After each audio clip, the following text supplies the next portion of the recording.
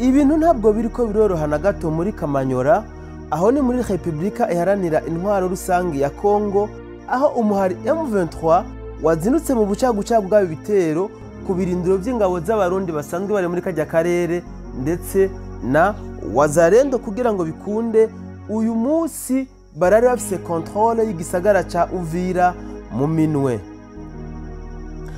Abegereye mu karere ka Kamanyora batubwiye yuko bazinutse bumva ibisasu bikomakomeye cyane muri ako karere ku buryo n'abari bagumije umutima ntibashobore guhunga, benshi bahungiye mu gihugu cy'u Burundi, abandi bagiye mu gisagara ca Uvira kugira ngo barindire barabe iyo biza guherera. Abantu benshi bakomeze kwibaza impamvu M23 gushikana n'ubitarafata igisagara ca Uvira, ariko inyishu ikabayobera kubera yuko bagereranije ingene M23 yashoboye kwigarurira Bukavu mu kanya isase, aha tutibagiye za Minova na za Goma n'ibindi bisagara bagiye bigarurira babikora akanya isase, ariko muri Uvira barahamaze indwi zishika kuri 2 bahagera manjanja, mugabo bikaba byabataye kuwa mazi. Mushobora kwibaza impamvu byababanya akagarama ruganda kugira ngo bashobore gufata igisagara ca Uvira, ariko n'ubundi nyishu iracera amayobera. Amakuru dufise ava muri Bukavu avuga yuko nyinshi mu ngabo za M23 hamwe na RDF ingabo z'u Rwanda zari ziri muri Bukavu,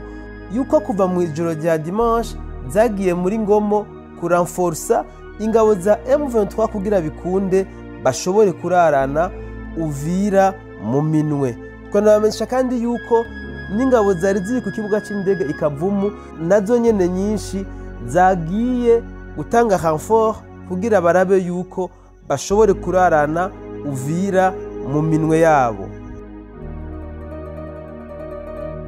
Tubibutse yuko ibisagara byose umuhari M23 wagiye bigarurira nta migwano ikomeye namba yigeze ihaba, ariko tubamenyeshe ko iki gitero bakoze uyu munsi ari igitero sindamusiga kigira gatatu bashoboye kugaba kugira ngo bagerageze kuraba yuko igisagara ca Uvira naco nyene bashobora kucigarurira.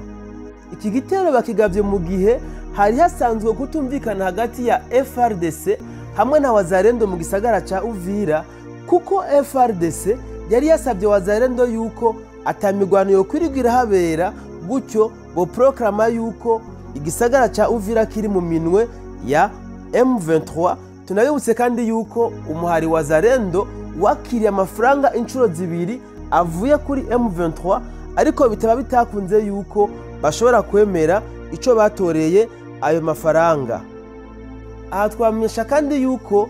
wazarendo yari yakiriye urundi rwaruka rwipfuje kwifatanya nabo, ndetse banatangaje yuko bisa nkaho urugamba ariho rugitangura, kuko ibisagara byose M23 yagiye garurira ngo nta migwano namba yigeze ihaba. Kubwa wazarendo bo bavuga bati aha Uvira tugomba kugwana gushika ku muntu wa nyuma. Ibyagiye bica intege abakunzi b'igihugu ca RDC twovuga ko nanubu ataho biraja, kuko mu ngamba zose ziriko zirabera mu gihugu ca Kongo uja gusanga ingabo za FRDC igitigira nyamwinshi kiko kirakorana n'umuhari M23, bigaca bituma n'abasirikare bari bakiri kuri leta benshi badandazwa bakicwa, abandi bagahungira mu burere butandukanye, bikorohera umuhari M23 kugenda bigarurira uburere butandukanye. Muri Kamanyora rero biravugwa yuko ibirindiro byinshi bihari byuzuyemwo ingabo za FDNB,